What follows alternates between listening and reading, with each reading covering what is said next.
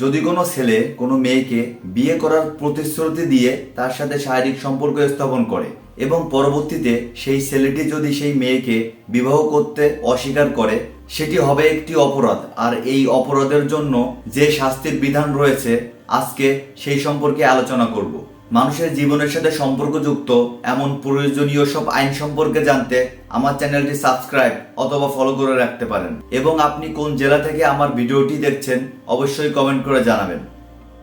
যদি কোনো মেয়ের কাছে গ্রহণযোগ্য কোনো প্রমাণ থাকে যে কোনো ছেলে তাকে বিয়ের প্রতিশ্রুতি দিয়ে তার সাথে শারীরিক সম্পর্ক স্থাপন করেছে, তাহলে নারী ও শিশু নির্যাতন আইন 2000 এর ধারা 9 এর উপধারা 1 অনুসারে এই অপরাধ ধর্ষণ বলে বিবেচিত হবে, যার শাস্তি যাবজ্জীবন সশ্রম কারাদণ্ড।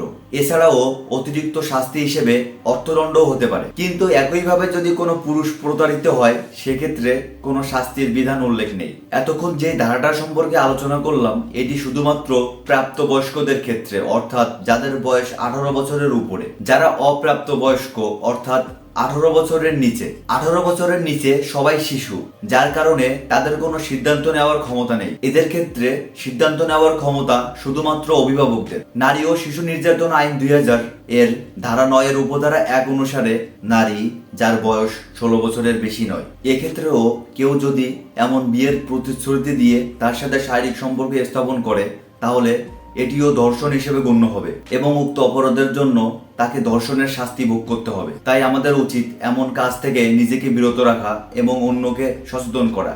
ধন্যবাদ।